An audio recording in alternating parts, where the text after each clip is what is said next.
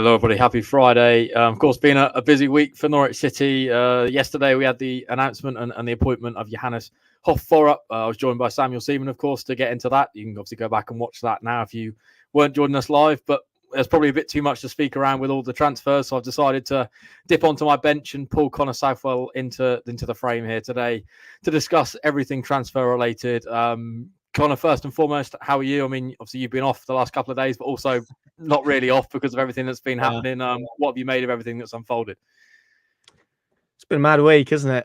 Yeah, look, manager searches are always intense. I think when you do the job that we do, but probably for fans as well. But I think the thing that has struck me actually since Wagner was dismissed, which feels like a lifetime ago now, but it was only 2 weeks ago, which is mega really. That Leeds game was that recently, is just how clear a process there's been, how thorough it's been, how well orchestrated it's been. I think it's been clear from the beginning, really. And I think we went with the Forup name on maybe the Monday after Wagner was sacked, off the top of my head. I think then it was kind of intimated to me that he was the one that they wanted. And obviously then you have to go through due processes. You have to speak to other people and whatnot. And obviously we've seen an escalation of that, this, last week mainly, but this week was mostly sort of procedural and getting stuff sort of across the line and done in relation to work permits and sorting assistants out and all of that kind of good stuff. But yeah, the fact that it's been done early is good. The fact that we're sitting here, before June with him having been announced and not unveiled yet, but announced and having done all of his club stuff is good. And it lends us into now what hopefully is an exciting summer of movement. So yeah, it's been a busy week. I've not had sleep hasn't necessarily been an issue, but yeah, like you say, time off maybe has been a slight issue. So yeah, looking forward to this weekend and maybe chilling out a little bit more than I have done over the last couple of days. Yeah, of course, with that appointment, naturally, it now brings us round to the transfer talk and maybe who's going to arrive in the Colney gates this summer, who's going to be departing. And that's what this show is going to be about. So we want your comments, questions, feelings on anything transfer related. I know there was plenty of comments yesterday that I had to sort of push to the side and maybe intimate to people, come and join us today, because that's what we're going to get into. And we'll get straight into it now. Let's start with ins, Connor. There's been the reports around Jose Cordoba. It was something that maybe came out in the surface of the media eye in terms of probably about 10 days ago or so now. There was the reports from the Bulgarian end that there was interest from Rangers, interest from Norwich, and maybe the player was pushing more towards the Norwich move. Then maybe it moved forward a little bit. It was Rangers that sort of took the front running. He was apparently at Ibrox, been shown round, watched the Kilmarnock game. I think everyone in Scotland was probably feeling that he was going to be moving there. Then Tuesday, I think it was now, you've maybe got a profile of an individual that was looking around at the Colney facilities. That night, I was just scrolling through X quite late at night and came across the tweet from the French journalist that was sort of intimating that it was Norwich. And I mean, you had a bit of a deep discussion quite late on Tuesday night. And then Wednesday morning, the Scotland end, no longer, going to be moving to Rangers, and Norwich have maybe taken the front seat. With that all, what do you make of this situation? Just bring people in the fold about where we are with him. Yeah, when I talk about a mad week, this has been thrown into it, and that exactly as you mapped out there. I think it was Tuesday again that first got wind that maybe there was some movement happening at Colney, and that there was an individual, like you say, profile very similar, but at the time probably wasn't necessarily thinking that it was going to be him because of everything seemingly pointing to Rangers, particularly given the reports in Scotland, and they're such a big club, Rangers. They're so intense that every facet and every sort of movement is covered in pretty good detail as well by the guys up there who do a really good job. So yeah, at that point, my mind was probably away from Cordoba really, and maybe looking at who else it could have been or might have been. And then obviously, as you say, on Wednesday, it became pretty clear that it was him, and he was the one that had been at Colney. And and since obviously we've had the reports that Rangers have pulled out, and this now feels a little bit like moving to that conclusion. And worth stressing yet, I think the clubs have still got to reach an agreement, and there are still lots of bits to sort out on this particular deal. But Norwich are hopeful as things stand, as we sit here on Friday afternoon. They are hopeful of getting him across the line. They're hopeful of striking an agreement with Levski Sofia, which is his current club at the moment. They've also confirmed that they are in talks over the sale of him. They don't mention Norwich explicitly, but as I've mapped out there, we understand that to be the case, that the clubs are talking about a deal. And then it's all about getting the relevant bits in order. I don't expect personal terms to be an issue. I wouldn't expect any sort of medical issue. So for me, providing those two clubs can reach an agreement, I think there is now a strong, hopefully, possibility that he becomes Norwich City's first summer signing. But of course, again, you've got to caveat this with, look, as we've seen this week, things move quickly, they change, they alter. Clubs can shake what happens, but as we stand here at 12:30 on Friday afternoon, that is the current state of play. So, yeah, not expecting anything sort of this side of the weekend. I think maybe could be one that comes a little bit more active in terms of announcements and whatnot potentially next week. But yeah, been at Colney, yeah, that's the current state of play. Really, we're just waiting for those clubs hopefully to strike an agreement, and then Norwich City obviously hope that he can be the replacement for Ben Gibson, left-sided player, younger in profile, probably better in terms of financially for them as well. But of course, this would be a player that would be moving to England for the first time, and we all know the risks that come with that. But yeah, very exciting.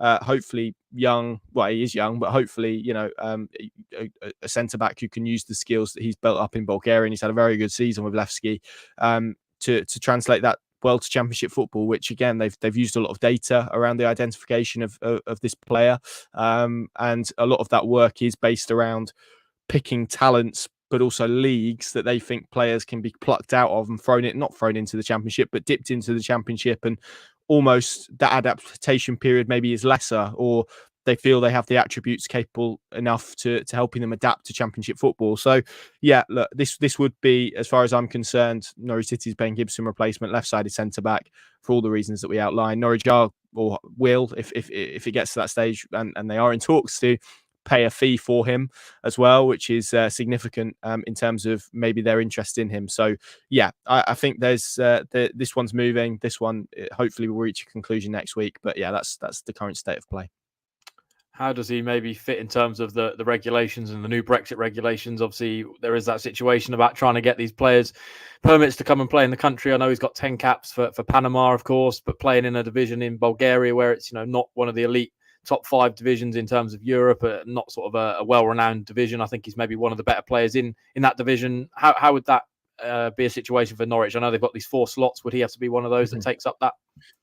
I think so. I must confess I've not spoken to anyone around this yet, and I will do later down the line. But yeah, there are various tools online that you can have a look and see if players fit in, and that they're not always accurate, and they're not always the best ways to tell. But you tend to give you a rough guide as to maybe how close players are, and he is outside on every one of those that I've checked so far. So that would mean that they would have to use one of their exemption slots, like you spoke about, and that's a little bit different to maybe what we've had with Johannes Hoff Torup in terms of having to go to an exemption panel and all of this stuff. The rules and regulations have changed to an extent where now clubs can use certain slots based on how many minutes they've given to English players in the previous season. Now, last year, Norwich didn't use any of those slots, and they didn't use those, and that was seen maybe as a little bit of a not short-sightedness, but I think it was maybe seen as a little bit of a missed opportunity that they didn't utilise them and didn't hit the ground running with them in the same way as other clubs. Blackburn, for example, made some really good inroads with players that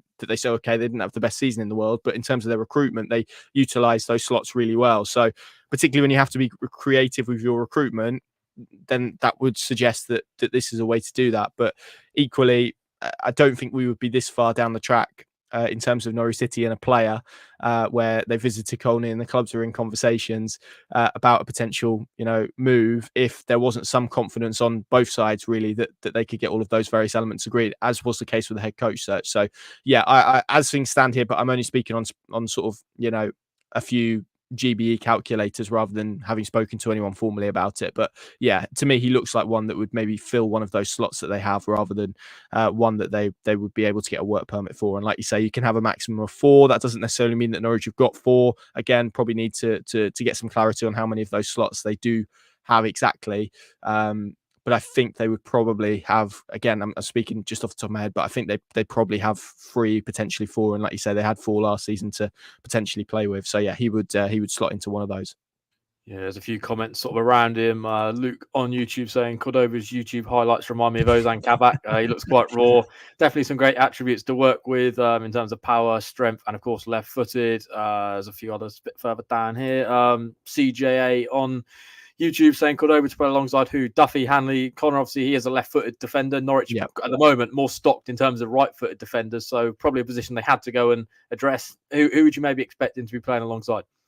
Yeah, and what I would add is a really important position for the way that Forup wants to play. I think anyone who's seen the clips his Norwich side, and being very possession based, you need to have centre backs that are not just comfortable on the ball but capable on the ball, really. So yeah, he would be that left sided option for me. And then yeah, it would be one of Duffy, Grant Hanley. I guess we could throw Brad Hills, Emmanuel Adebayor, Jaden Warner, Jonathan Tompkinson. We could throw all of those in the mix, and that shows maybe how that position is weighted at the moment. But all of those are conventionally right-sided players as a general rule of thumb, and coaches now particularly like to have sort of a left-footed, right-footed combination because it aids your possession to play out essentially. So yeah, he would be that. But as some comments have alluded to, coming from Bulgaria, Panamanian, there will be a rawness to him if Norwich City do get this over the line. And I think this maybe underscores the whole project this season, that it is going to require time and patience, but again, it's about how you communicate that. And how often have we spoke on these platforms about Norwich City maybe being too short term in their vision? Well, it does feel like there has been a pivot now in terms of the head coach appointment and hopefully the recruitment this summer towards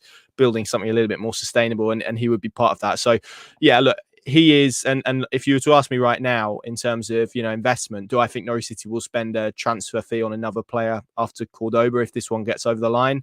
Probably not, to be completely honest with you, probably not. And I think that is probably the sign of two things. One, the sign of how important they view him in terms of what they want to do and how they want to play, but also the potential ROI, as it's called, the return on investment that they feel they can get from him. Because if he's a player that Ben Napper is identified and the data is strong, and they believe that he'll fit into the system that Johannes Furup wants to play. And who knows, maybe there's been higher up the chain some indication that they would be willing to support that deal financially. And we all know that Norwich City have sort of new investment sort of on the board with Mark Atanasio. Then all of those would add up really. And I don't think they're going to do it for plenty of players. So I think it's probably a sign as to how much they rate him. But yeah, to go back to your original question, he would be the left-sided centre-back. And then for me, the debate would be who plays on the right side. Is it Shane Duffy, who, okay, I think we've all seen there's limitations there with possession, but in terms of his fundamental defensive skills, I think has done okay this season. I wouldn't expand it any more than okay, but one thing I would highlight as well, for all of the stuff that has been said about Furup and youth, which is absolutely right and true, he did have a 35-year-old centre-back as a captain at Norwich. There was a 30-plus-year-old goalkeeper. So he does have experience of using experienced players as well, which is good because, as we know, particularly in the Championship, and we've seen it both ways with Norwich City, we've seen them go too far in terms of experience. We've seen them go too far maybe sometimes in terms of youth. You need a balance and you need those characters. So, yeah, I think he will be the left-sided defender. I think we could say that with some certainty, and then we could have a debate over maybe who fills in the right side. Yeah, a few people referencing that maybe another player that's been linked to Norwich City, a man who would know Johannes Furup very well. That is Martin Frese, a 26-year-old left-back. Played pretty much all his career at Norwich in terms of senior level, been there for quite a number of years. He's quite highly rated by all accounts over there. Dylan asking any news on Martin Frese, and Vinny saying, is Frese likely? I mean, he's a player that Norwich have scouted, previously, been in that region, having a look at him. What's the situation with him, Connor? Obviously, there is now that link with Johannes Furup. Does him coming to Norwich maybe boost Norwich City's chances of, trying to pull this deal over the line? Yeah, of course it does. Of course it does. And there are lots of factors within this that would line up. You mentioned that connection. That's a big tick. His age, 26. That's a not to go all soccer AM, but that's a good age for a player on a free agent. And that final point, the fact that he's free, that brings him into the realm of what Norwich City would be available to do. And to add a fourth one, Norwich City will definitely need probably two left backs this summer, but definitely one.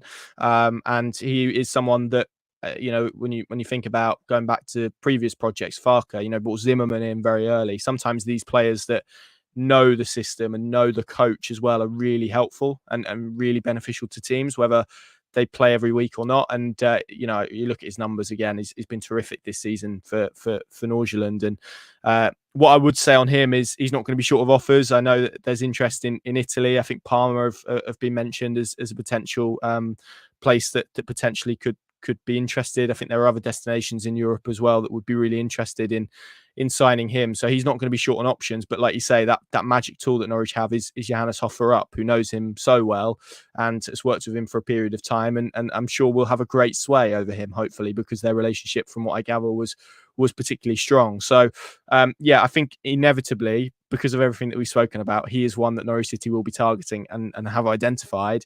But as ever, it's not just about Norwich City. It's about the player involved, and it's also about the other opportunities that present themselves. And what I would say now, and I think this has maybe been shown in terms of getting fur up to the Championship, is the Championship is probably the 6th best league in world football at the moment.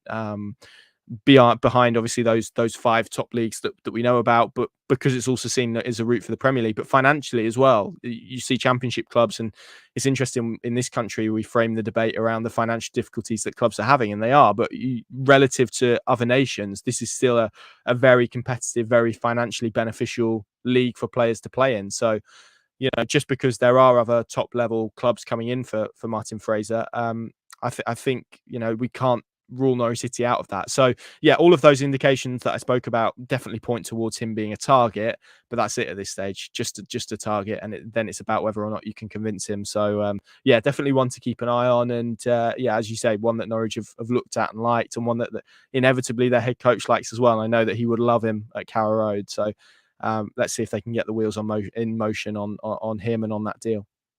Yeah, you sort of referenced the Farkas Zimmerman. You know, they both arrived in the same summer.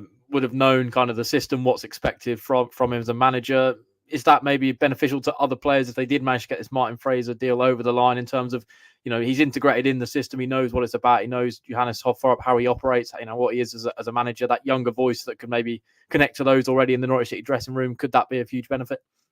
Oh, totally. And I know, even from, you know, I played at a horrendous level, but you know, I know what it's like. You have someone new walk in the dressing room, you try and speak to someone who knows them, or, you know, you have a new coach, you try and find out a bit about them. So having that in the dressing room, you know, at different intervals, you know, that almost the players who are in there at the moment can turn around and say, oh, does he normally do this? Is this how he sort of builds up, whatever? And having that voice in the dressing room from a player perspective, and I'm talking in terms of the players that are at the club at the moment, is hugely beneficial, I think, but also for up in terms of his messaging on the pitch, and how he wants to build. And he spoke about yesterday kind of the process of playing and how he wants to play, and how that's going to be built up over pre-season. So if you can have a voice like that in there, and someone with a real you know, familiarity of what it is and how he wants to play and how he wants to coach, that is only a good thing from my perspective. And that is why it's so common that coaches, when they move into clubs, look to do this. And, you know, the Farkas Zimmerman reference is probably the best one. So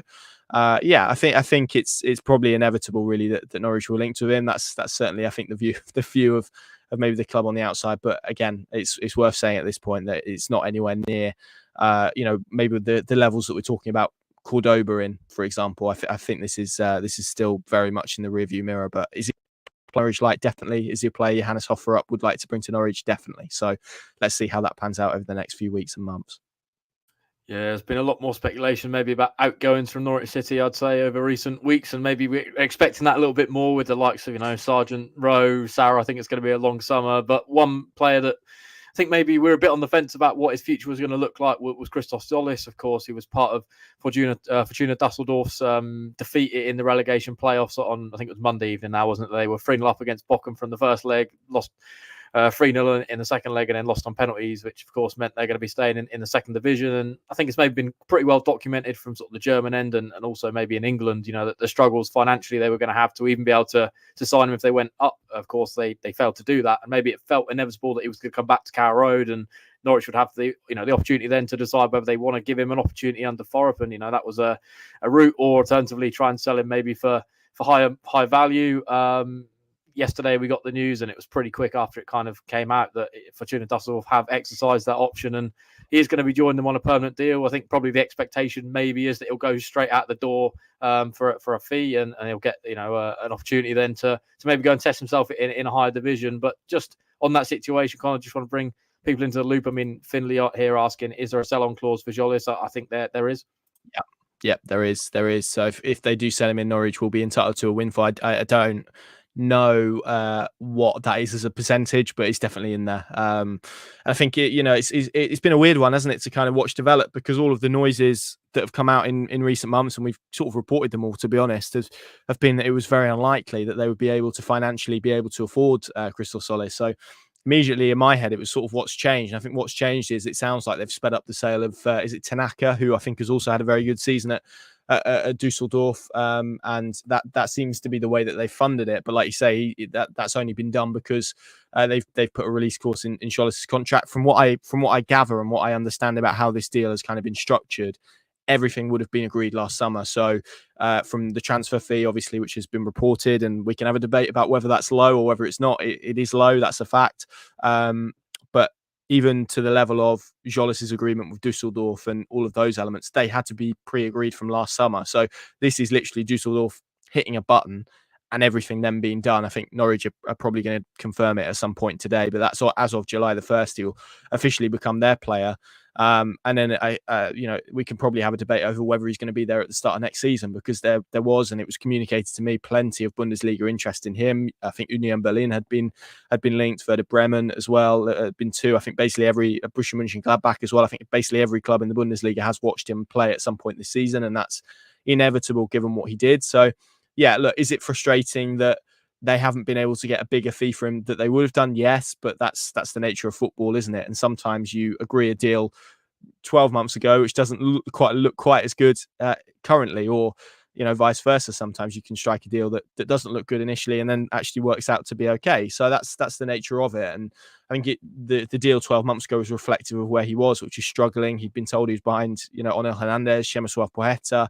We watched him in pre-season. There was nothing there to indicate that he was going to kick on in the way that he has. And look, sometimes, almost similarly to Adam Idah at Celtic, sometimes just a change of scenery, a different team, a different way of playing, a different coach, a different voice, a different country, sometimes even different environment can spark something within a player. And I think it was probably always going to be the case that wasn't going to be here for whatever reason. It just didn't work, just didn't fit. Three coaches had decided that they weren't going to play him regularly, which is a real shame, because there's clearly a talent in there, and I think we've all seen that. So yes, Norwich do have a sell on, so they will be entitled to some money. And I think what I would say as well, that the money that I'm sure they will receive from Fortuna Dusseldorf, I think part of that, if not some, will potentially help them get a Cordoba over the line. So it's always about how these things work and how they sort of balance things off. And we'll see. It's clearly a blow, because Norwich would have got a bigger fee for him than what inevitably they are, but that's the nature of football, isn't it? So we'll see what happens in terms of sell-ons and all of that sort of stuff. But I wouldn't expect Christoph Solis to be starting for Fortuna Dusseldorf certainly by the end of the transfer window. To be honest, I think there'll be bigger and better things for him ahead. And he's basically said already that he doesn't really want to be playing in the second division of Germany. So smart from Fortuna, I think, and they were fully entitled to do that. They had until the end of this month, which is what, today, to activate it. They've clearly decided to do that, and I think it makes financial sense for them, if I'm honest. So you can't blame anyone. That's the deal that was agreed. That's on Norwich City. It's probably the end of what is maybe a time that I think everyone will reflect on with regret, and maybe in a couple of years, those what if questions that a few people are asking will intensify if he goes to the Bundesliga and really does well. But yeah, I think it does feel like the Bundesliga 2 is probably not quite of the same level of where the Championship and Norwich City are at the moment. I would argue with that as well. So be interesting to see how he does, but that's the nature of it, I'm afraid.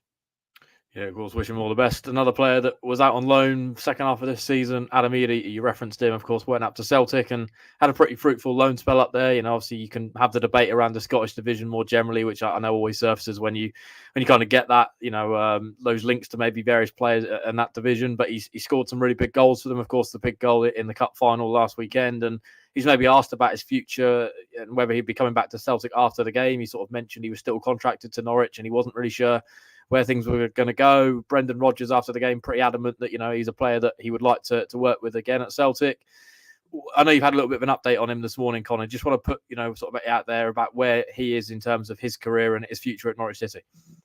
Yeah, so look, I think on Adam Idah, and you referenced it there, I don't think he's made any secret of it. I think he'll want to leave Norwich this summer. That's my view. That's not anything that I know, but that's based on sort of little bits that I've heard, and coupled with kind of what you outlined there, what he said publicly. It's clear that the Celtic would like to sign him permanently as well. Again, Brendan Rodgers made no secret of that after the Scottish Cup final, and obviously scored the winner against Rangers, and it has been a really successful loan spell. 9 goals in 19 games, I think 2 assists as well, so 11 goal contributions in 19 appearances in all competitions. I think as a striker at any level, you'd look at that and go, that's pretty good. I'm not very good at maths and what that is from a goals to game ratio. I'm sure someone can tell us, but it's pretty good, isn't it? So yeah, look, the situation is if someone wants Adam Idah, they're going to have to pay for him, and that's the nature of it. There was no option, as we reported in January, really, for that to become a permanent deal. So if Celtic or anyone else wants to sign Adam Idah this summer, and you've got to remember he's on a long-term deal. He's 23, so he's not someone that he's someone who potentially could improve further, particularly as a striker. They tend to develop a little bit later than other positions. So I think Norwich are pretty relaxed, if I'm being honest. If he comes back and has to play, then look, there's a good player there for their squad that I think Johannes Hoffer up would make really good use of, if I'm being honest. But equally, as I said, whether Adam Idah wants that to happen and wants that to be the reality or not, then I'm not sure. There were some reports in Scotland about a $6 million fee. I don't know how accurate that is in truth, but that would feel about right to me. But that's it, essentially. I think that if someone wants him, they'll have to pay for him. Norwich clearly would be open to selling if that situation did arise, and there was a situation where someone put some money on the table for him. That hasn't happened as of today and as of yet. So yeah, that's the situation. As things stand, he's due to come back to pre-season with Norwich, which I think is the 28th of June. The players are back for testing. If nothing happens between then, that's the state of play. So then it will be up to obviously Adam Idah and his representatives to try and find some interest. So which they did in January, and there was plenty, as we know, from Italy and whatnot. So I think there will be interest in Adam Idah. I think he'll want to go, but Norwich pretty relaxed, I think, about the situation, as they should be, because they've got a player there who, if he would either get them a pretty decent transfer fee or comes back and impacts their squad, and hopefully is improved and feeling more confident about next season after what he's done at Celtic, and he should do, because it was an excellent loan spell, and I think really beneficial for him, but hopefully for Norwich as well, because you would imagine there would have been not just Celtic, but probably a few other clubs looking at what he did at Celtic and thinking, gosh, if we could get him in the right system and provide him with the right opportunities, then there's a player there that, as we've always known, if he's confident and if he's in the right headspace and in the right setup as well, he can score goals, and that fundamentally is the point. If Norwich is getting back, they know he's going to score goals. If they don't, then they know they're going to get a decent fee for him. So that really is probably a win-win situation for them at the moment. Yeah, I can see lots of comments and questions kind of around maybe the three star players of Norwich City's team, which of course we'll get onto very quickly, but just sort of away from transfers, but obviously contract situation. Kennebo, we obviously had the released and retained list a couple of weeks back now, and he was a player that was on the list as still in negotiation. I think there's 3 or 4 comments here. Finley asking for an update. Pauline asking for an update. Tom asking for an update. Connor, do you have any form of update on that situation? Obviously, we mentioned there Idah potentially going out the door. Sargent's going to be of interest. It feels like Norwich could be a little bit light in that front area. Yeah, so the update on Kennebo really is there isn't one. I think the situation is as is. Norwich have offered him something. I'm led to believe it's 2 years plus an option. Pretty good money as well.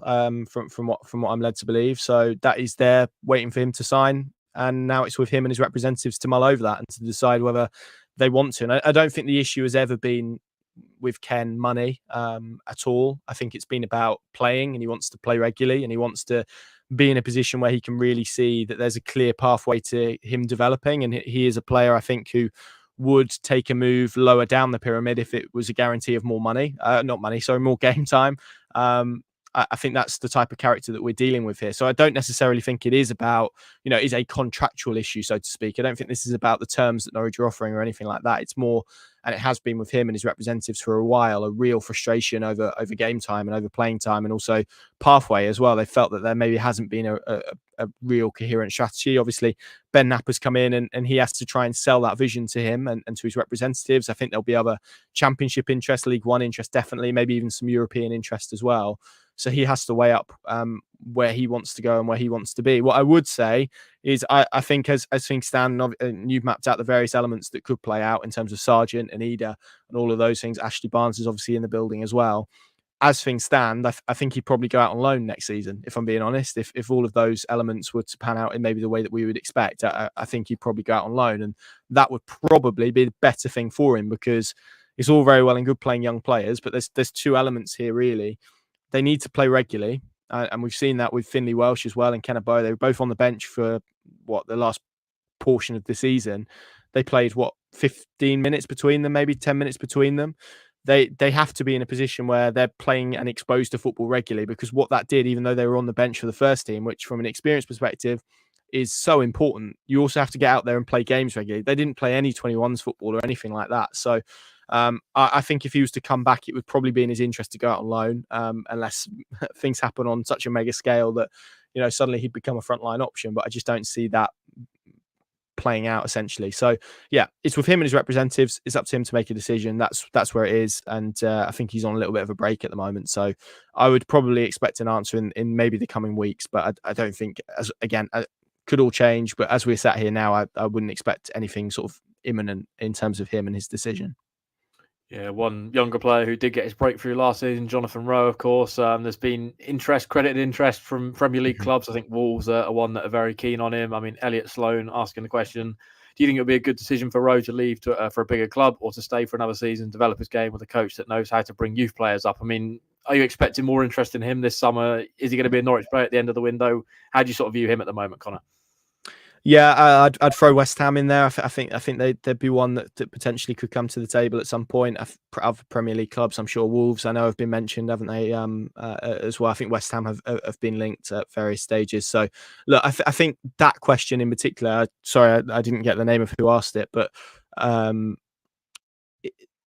answer that question, you have to understand Johnny Rowe as an individual, and he is, as we can both account for, fiercely ambitious and hugely self-confident. So I think if he went to a Premier League club, I think he would back himself to get in the team, irrespective of what anyone said to him. Elliot. So is it, and that's probably where you need a really good representative, and I think he has got some decent people around him by all accounts, to say, to weigh up almost that decision for him. But ultimately, it will be a decision if a Premier League club presents itself. What I would say is, irrespective of what we've mapped out with Cordoba in terms of Norwich paying a fee, they are still going to have to sell at least one of those key assets. And part of that naturally is Norwich's model, because they do that and they have always done that. And people get annoyed with it, but that's the reality. And we could go back years and years and years. They have always sold players, and there is still a financial imperative for them to do that this summer, I think. So I would expect at least one, potentially two, but it wouldn't surprise me if all three of maybe those ones that you referenced in terms of Rowe, Sara and Sargent. I think as we sit here right now, it feels like maybe Sara is one that they could keep, but again, it's events, isn't it? And we don't know at this stage. It's still so early in the summer for clubs to be going in and maybe making decisions on players that they want to sign, particularly with transfers that cost money, because there are Premier League clubs, as we know. We've seen the situation in terms of financial fair play, being a little bit more prudent, being a little bit more concerned about points deductions, operating slightly differently. So where transfer fees will be at this summer in general, I don't know. But as you say, Adam, on Rowe in particular, I think there's another element that is his contractual situation, which is, he's got an option, but he is technically, as things stand, in the last 12 months. So this could be really the opportunity to extract maximum value for him after what has been a really good season. You're always one injury or whatever away from losing that. And then, maybe we get ourselves into a situation that Norwich got themselves into with Todd Cantwell in terms of contracts. And suddenly, he's not worth what he was worth 2 windows ago and whatnot. So I think you've got to be mindful of that. And there does come a time where it is a right time to sell a player, because, they're either at the maximum value. And again, you take a risk with that and a gamble with that. Maybe Emi Buendia is a good example. They kind of cashed in on him when his game was so high. So maybe there's an argument to do that again. I don't know. But yeah, the situation is that Norwich will have to sell at least one, potentially, probably two. And then we'll see what else comes to the table. But yeah, on John Rowe, I think there is a young English talent there. We all know the premium of those players in particular. He's fiercely ambitious. It would not surprise me to see him end up at a Premier League club this summer, if I'm honest. Yeah, we see all the comments and questions. We're going to come around to those just next. But just before we do that, Gabriel Sara, I mean, there's been a few reports this week, I think, sort of Roma, I believe. There's Crystal Palace as well, though Palace have had a couple of links to sort of other players in recent days as well. You sort of mentioned maybe he's the one that's most likely to stay. I think you had a little bit of an update on that this morning. I mean, obviously, we're not saying he's going to be staying, but if Norwich had to pick one of the three, it feels like he's maybe the one that's most likely to be at Carrow Road next season. At this stage, but again, it's so fast moving that might not be the case come Monday, let alone the end of the window. So yeah, look, I think he's an interesting one, isn't he? Because I think Norwich would want a high fee for him, rightly, but I also think he's probably the one that would be. And again, there's no disrespect to the other players, but he feels to me, and you've seen that probably in the interview that he did with the Guardian and with various other situations, that He feels to me the one that would be least likely to maybe push actively a little bit more. Now, whether representatives and stuff would do that on his behalf, of course, there's always that in football, and you always look to become a Premier League player. But I get the sense if push came to shove and someone said to him, look, you're going to stay at Norwich, I think he'd probably be okay with that. And he's got his dogs and he's quite happy and he likes the beach. We all know that. So, yeah, I think he is the one at this moment in time that I could probably see staying. And if I'm brutally honest, probably the one that if Norwich City could keep would be absolutely monumental, to be honest, if they could keep him as a cog in their team. We've seen how good he was in the Championship this season. And he feels to me almost like he's in a Gustavo Hamer situation where it feels like he's far too good for the Championship, but maybe the Premier League hasn't quite caught on yet in the same way that they have as others, and maybe hasn't quite had the publicity of other players as well. Now, clearly, clubs look at data and do research, and they have people that delve into all of these things, and his numbers will be impressive. But I don't know whether there's a situation that anyone will come to the table with anything substantial on him. We should see. I would personally be absolutely shocked if they didn't. But it, again, just feels to me like he is one that loves Norwich and loves the club and is very happy and settled in Norfolk. He's got a child on the way, as we know. All of these elements come into it. So, yeah, who knows on that? But yeah, at the moment, that does feel the case. But again, to reiterate and underline before anything gets spun and wildly taken in a way that we don't necessarily want it to. Still early, still so much can change, and I still expect there to be interest in probably all three of the players that we've mentioned. Yeah, we've been going for sort of 35 minutes. I think it's time to dip into a few of these comments and questions. Dylan saying, shame Jolis is gone. He's turned into a real assist merchant. CGA, afternoon, fellas. What positions need filling before we sell? Left back, left centre back, CDM. I mean, those feel like three pretty big positions, Connor. Yeah, I'd agree with those. Yeah. I'll dip into a few more. Dylan not convinced on Jack Stacey. He's feeling Norwich need a new right back. I can't imagine that's going to be a position that Norwich are going to be going into this summer. Jeffman saying, is the Frese links due to the manager, or did Forup bring him along to Colney in a suitcase? Connor, can you confirm there was any suitcases involved? Not to my knowledge. It looks like he brought quite a large entourage, didn't it? From the pictures we've seen, they look like a Danish boy band. But no, he definitely has not been to Norfolk as of yet. I can confirm that for you. Alex saying, got anything on outgoings bar the big three, Sara, Rowe, Sargent? I know you maybe got a little bit of an update on sort of Shane Duffy, Ashley Barnes. I know obviously they're older players, and there's going to be a lot of talk around kind of the youth aspect that Forup's going to try and bring in. You mentioned obviously he's dealt with older players before, but if there was a situation unfolded and Norwich got offers for those players, could they be the sort of players that could be attracted away?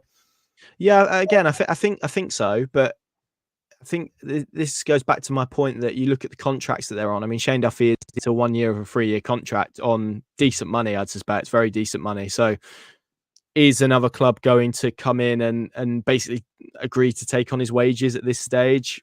And 2 years, I think I basically offer him more security than he has at Norwich City. I think that's really unlikely, if I'm honest, at this stage. And probably similarly with Ashley Barnes. He's obviously in the final 12 months of his deal this summer, but he's someone, as we know and as we've seen, is popular, is hugely influential in the dressing room and can have a really positive impact. And I think, for all of his detractors, I don't think he's one that would sit there and not moan about not playing, because every player wants to play, but I don't think he's going to be a bad egg about it, if you understand what I mean. And I think there is a view that he is someone that could be really impactful in terms of messaging, particularly if Norwich do, as they will, I think, bring that average age of the squad down. You do need some experienced heads. It's just about how you have that. And obviously they have done some good work already in terms of the contractual stuff. Gibson, there was a financial element to that as well, but Danny Bart, Dimi Yanulis, they have naturally brought that average age down already. So those are the two factors I think that I would map into it. I think someone like Grant Hanley is really interesting to me, and obviously he's going away to the Euros, but hasn't played a whole lot of football. They've got a lot of younger players coming underneath him. Is he someone that potentially they could try and find a suitor for? Is he even someone who could go out on loan potentially? Because again, as we've spoken about, not played a huge amount of football last season. So yeah, I think Norwich would be pretty open to any of those sort of situations coming up. But as we always say, you need somewhere for them to go, and I'm really struggling to think of places that would be willing to take on the deals that they have at the moment. So and we can argue about that for as long as we did. I think we argued about it last summer about the realities of giving those players the type of deals that they did. So I think Barnes is an interesting one. I maybe don't foresee him playing perhaps as big of a role as perhaps he did last season. But again, this can always change. What you plan for at the start of the season can dramatically change. And he is, and we know, we've met him several times. We've interviewed him several times. He's a really good character, strong character.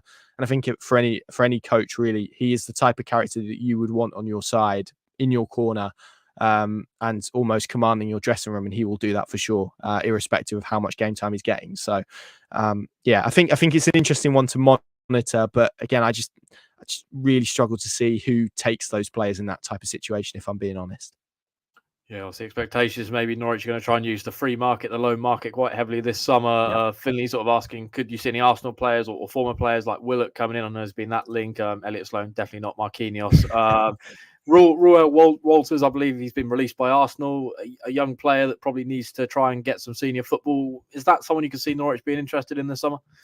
Yeah, for sure. I think it's that's a name that's been mentioned, but again, I think you have to put it in the context of Norwich have got a lot of central defensive options and a lot of young ones as well. So if you're bringing in a player like that, you are essentially saying to Brad Hills and others who he's younger than, I think, that he's probably ahead of you in the pecking order. That's not maybe a great way to go about it. I've also seen this morning him linked with Feyenoord and clubs like this. So there's a possibility that he doesn't even come into Norwich City's sphere, to be honest. So yeah, look, is he one that I could see being on a list somewhere? Absolutely. But again, I think it's probably more likely that Norwich City look within first and look at Brad Hills, who had a very good loan at Accrington, Emmanuel Adebayo had a very good loan at Walsall, Jonathan Tompkinson, who did very well at Bradford latterly in that loan spell, Jaden Warner as well, who we saw, who maybe didn't have as much of an impact on loan, but is still someone that is liked. And I could see maybe one or two of those options being pushed into the first team next year, dependent on, as we've mapped out, maybe what happens with Grant Hanley and Shane Duffy, etc. Yeah, good question here from Jeffman. So Naf Ratanazio and Naf Forab are all very data orientated. Reckon our first signing could be a new computer with a better data processing power, the modern day veggie patch. Finley making a good point here actually about the South American market, Connor. It's something that obviously was heavily used under Stuart Webber, particularly when the sort of Brexit rules came in. It made it difficult to bring in players from Europe. They sort of utilised that market. We've seen maybe the benefits of that with Gabriel Sara, obviously Marcelino Nunez towards the latter stages of last season, really starting to show his value. Obviously, it was quite sort of evident that they're still in that market. I think they've got scouts sort of still doing work in that region. Is that somewhere you can see Norwich doing some work this summer? I could. I think maybe I'm thinking more towards the 21s and sort of those development type players. I know Mariella Nisataki does some really good work in South America and has a lot of good contacts there actually, and has established a really good network. And like you say, they've got 2 full-time scouts working in that area. So there's always the possibility that players pop up. But again, as we've seen with Sara and Nunez, they tend to command transfer fees. So I'm just not sure that Norwich will be in that space at this moment in time. That's not to rule it out completely, because like you say, you sell Sara, you sell Sargent, you sell Rowe, suddenly you've got a bit more money to play with. But certainly in the initial phase, I think it feels to me maybe unlikely because of the money that would be involved in terms of getting players out of clubs over there. So potentially in terms of development signings, whether there's any free signings that could pop up, I don't know. I know that they like a couple of players in South America. And again, this is more long-term planning, isn't it? And suddenly you get into the Premier League, and that's a market that can be really profitable for you, as we've seen with Gabriel Sara. Okay, they weren't in the Premier League, but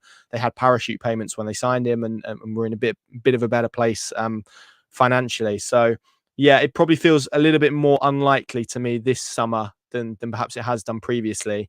But as we say, situations can change and whatnot. And as you mapped out, they're still very, very active in that area. So they will have players and scouts will be making recommendations. And I'm sure there are options on lists from South America. Absolutely. Yeah, Jim Hassan on YouTube saying, any chance Ibrahim Osman on loan from Brighton reuniting with Forest? Obviously, we've just mentioned the loan market is something that Norwich are probably going to dip into more this summer. So that, potentially, I suppose, could be an option if that's someone that Forest would like to be reunited with. More broadly on academy, I actually did see a question. I'd have to go back and try and find it. But Montoya being promoted to the first team, but just more generally the academy this summer. How do you see Norwich approaching that one, Connor? Because last summer it was very heavy in terms of the transfers they brought in. They've obviously released quite a few this summer. Can you see, them investing it as heavily in that youth sort of system this summer? Yeah, I think they'll need to, because the 21s are a bit threadbare at the moment, to be honest. So I think they're going to have to do quite a bit of work around the 21s and the 18s. And I've spoken to people who are more clued up on it than me, and that maybe the suggestion is that there's not a whole host of real top talent coming through that can affect the first team after maybe this this current patch that we've got. So I think there will be a desire to add to it.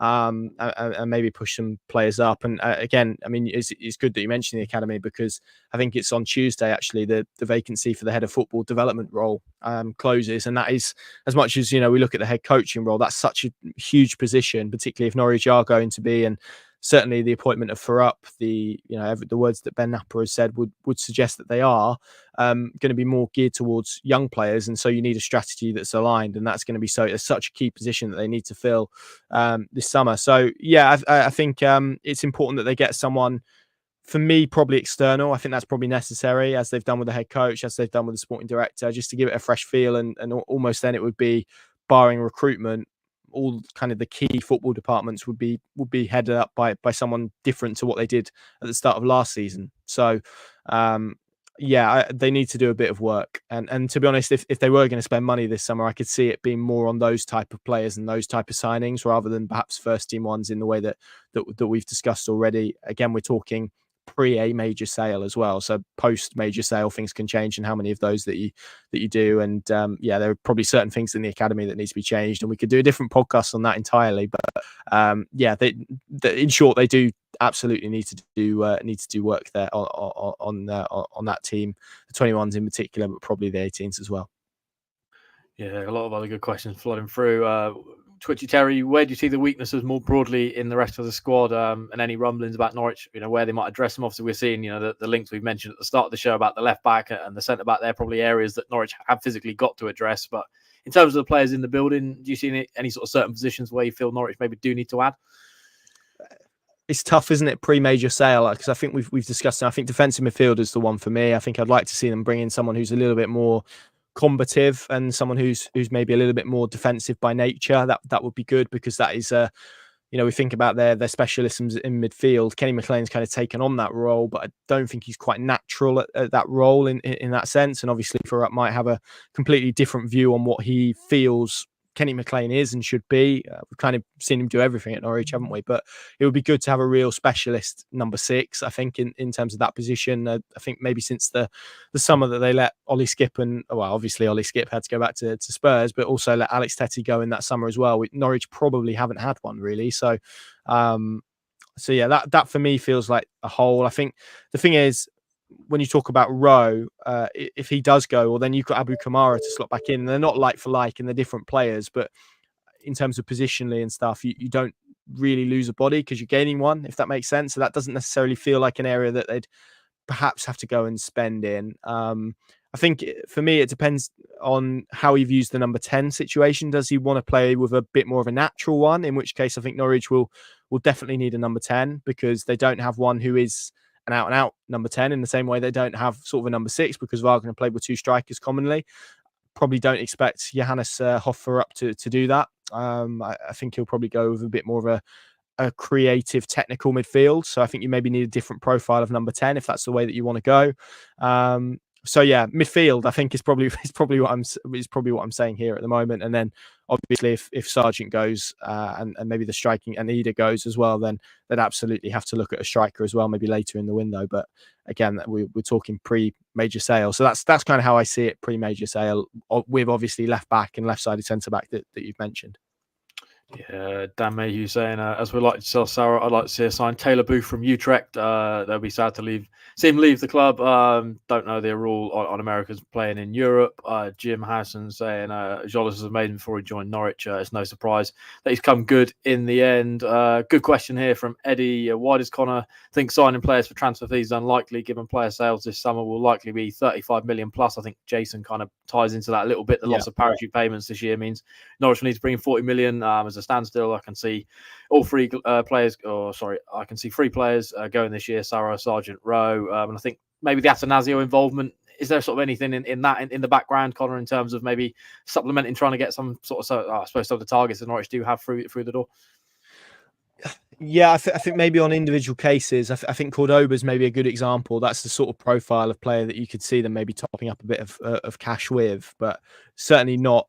They're not going to be, giving Norwich City loads of money to spend this summer. I just don't see that. I just don't see it being a reality. And the financials, you only need to go and look at the accounts and the situation that they're in. That is why they need to sell players, and also they need to plug holes of losing parachute payments and bits and bobs like that. So by virtue of all of that stuff, you have to sell players, unfortunately. And Ben Napper made no secret of that when he spoke in February about Norwich needing to get back to being a sort of a player trading operation again. So what I wouldn't want is just because they go and spend a bit of money on Cordoba that people think they're awash with cash, because that's not the reality. And that's not to mean they're totally skint either. That's not the case. But they're hoping to sign Cordoba, but they will also need to sell players as well, financially. So that is the reality of where they are. And that is, every year that you are in the Championship, financially it gets harder and it gets more difficult for you, I think. And so by nature of that, promotion becomes more difficult as well. And I don't think it's a surprise, or it's a coincidence that, and I shared some really good stuff by Ollie O'Connell, I think. Sorry if I've got his name wrong. Definitely Ollie, and definitely Connell. I don't know if it was a muck or O. I think it's O.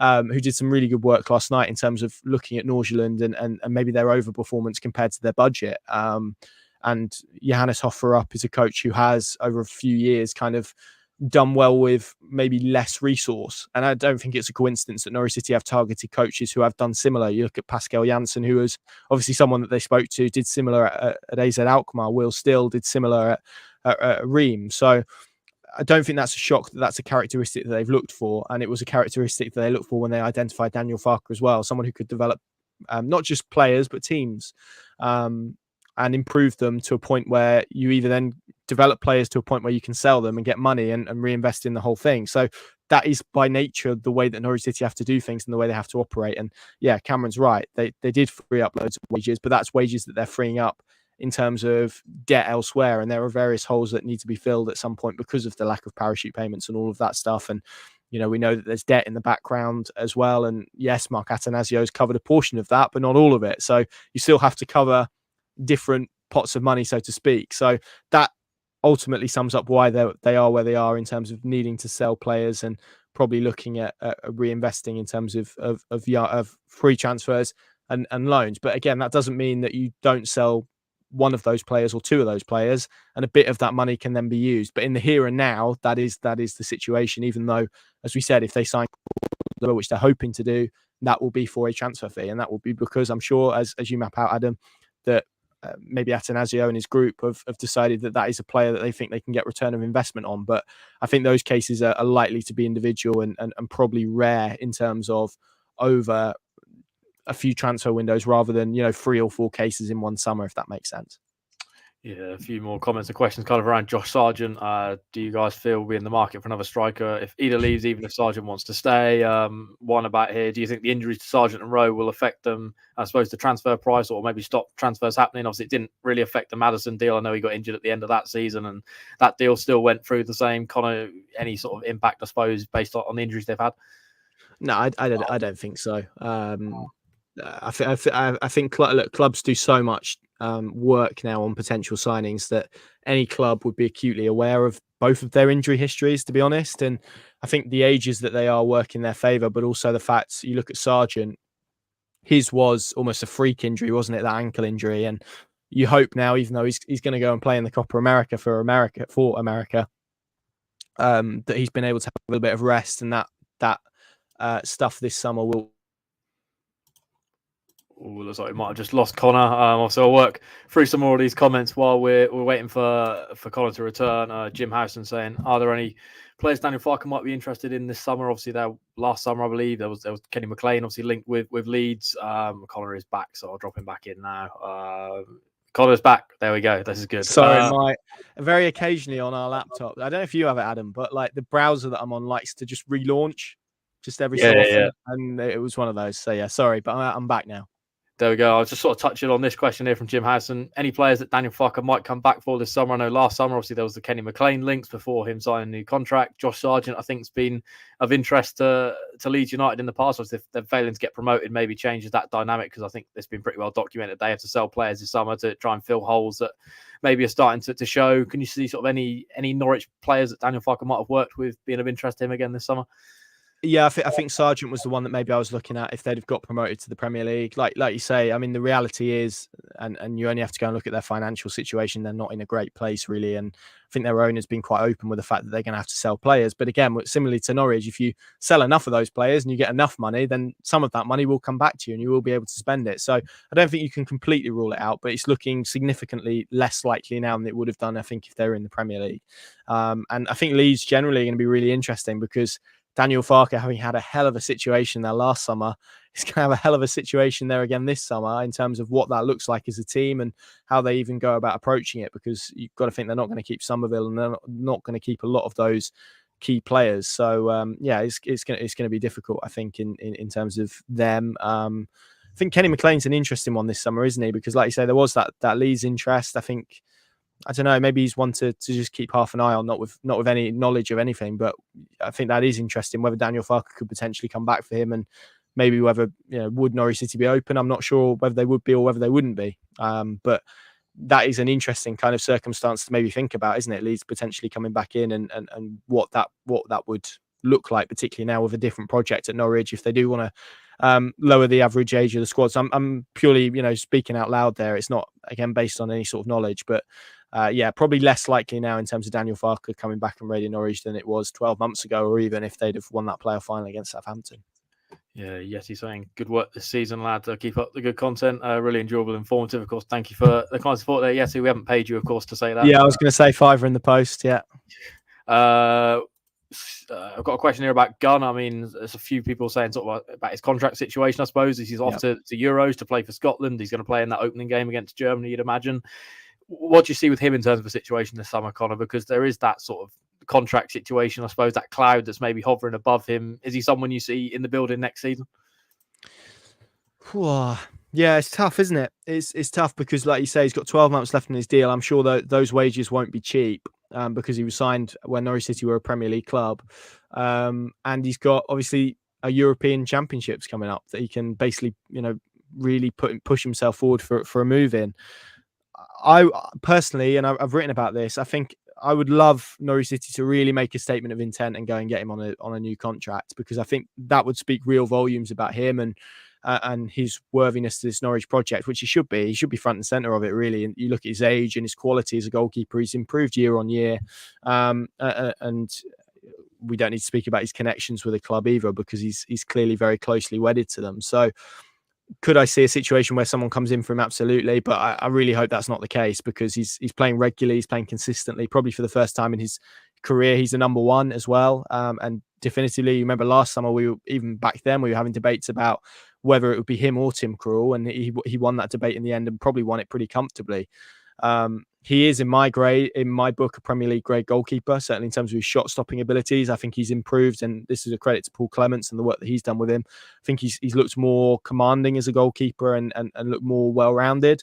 So I think there will inevitably be people with his name on a radar somewhere, but whether that materialises into proper interest, I really don't know. I think Rangers have been touted, haven't they? Which I was quite surprised about, because I think it's Celtic, obviously, who are losing Joe Hart. That felt probably more like maybe a natural one, but I guess Butland could potentially move on this summer, couldn't he? And whether that would open the door. So again, we're talking about sort of moving pieces, but yeah, that definitely feels like one that they need to sort out. Either give him a new contract or probably look to move him on, because again, for reasons that we spoke about, last 12 months of your contract, this is the point to get money for players, really, isn't it? And that's the situation that Norwich are in.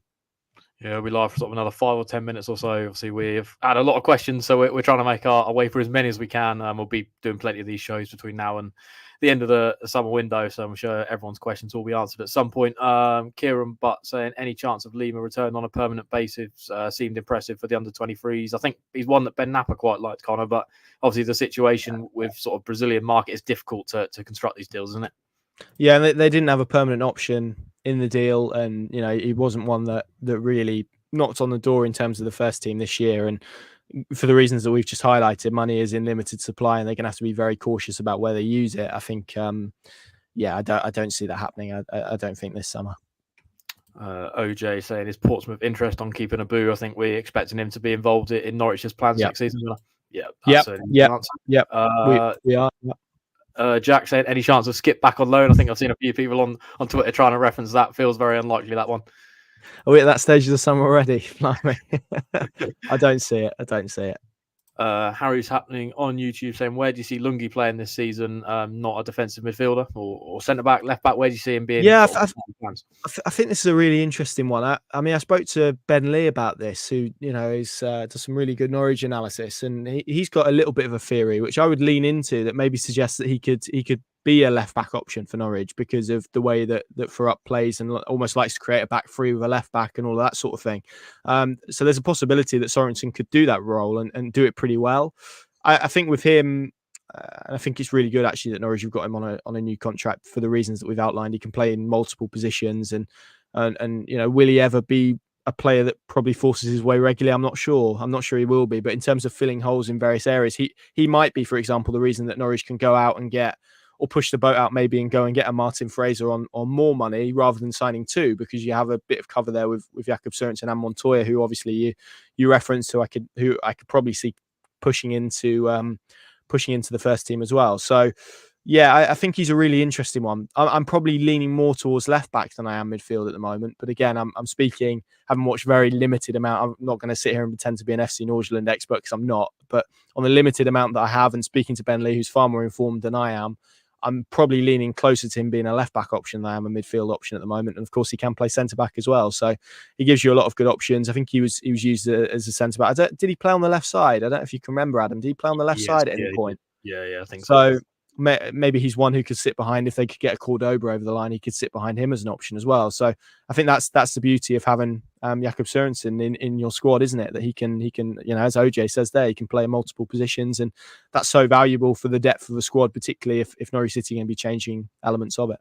And he's a Dane as well. So he is. There we go. Dylan North said, how many players we expect him to sign? I suppose that will be dependent on who goes out of the door, and that's difficult to put a number on that. But obviously, we know they need left backs, they need centre backs. So there's going to be plenty of stuff going on. Jeffman saying, will we hear about pre-season tour news soon, Connor? I mean, I think there was a leak maybe from the German end that there could be a friendly in terms of a Carrow Road dimension. Yeah. That will be the Carrow Road friendly from what I gather, and then I think it will be maybe a similar setup to next year. I think there'll be probably a couple of trips abroad. So we'll wait for that to be formally announced, but these things are never too far away. I think, as I'm sure everyone can understand, the focus this week has been on getting Farrup and those various elements across the line, as well as maybe getting the Cordoba deal into the place that we mapped out. So I think that's probably been the focus this week, and I'm sure there's work in terms of pre-season. I know there's work in terms of pre-season tours going on in the background, has been for some time. So hopefully for our benefit as well, so we know where we're going and whatnot, and can start to plan our lives. It would be good to get that pretty soon. But we're 2 weeks from the end of the season. I think it's probably pretty normal for it to maybe quieten down a little bit now. Yeah, a couple more before we round off. Dan Mayhew, what do you think will be the most left field transfers of the next window? I mean, I know Dan's kind of an expert in terms of the Dutch league. Maybe you can throw it. I know he threw a name in earlier on in terms of Sara replacement. Connor, your response to that one? Well, in terms of Norwich or in general? In terms of Norwich, I think maybe I'd go for an outgoing, and again, just purely based on maybe mapping a few things out, but a left field one for me would be probably Grant Hanley or Kenny McLean maybe going. But again, just to reiterate, not based on any sort of knowledge, just vibes really. That's all I'm basing that on. It's just pure vibes. But that would be pretty left field, I think, if one of those two departed. What about you, Adam? For chuck a left field option. I'd say if Norwich signed anyone above the age of 30. I mean, I think look at last summer, and that was kind of the model almost. They were bringing in that sort of mentality, that experience. It feels like maybe now that would be very uncommon for them to go down that route. It feels like maybe the younger dynamic of player is going to be maybe the focus. So I think if there's a left field signing, it would surprise me if it's somebody sort of that age profile maybe. Ben Trafford saying, would keeping Long as a number 2 hinder the process of Reyes, Anson, Barden, etc. And Twitchy Terry saying Vicente Reyes on the first team radar. No, I'd expect him to go back out on loan. If I'm honest, I think they'll probably interest from League One clubs after what he did at Forest Green at the back end of last season, which was really impressive.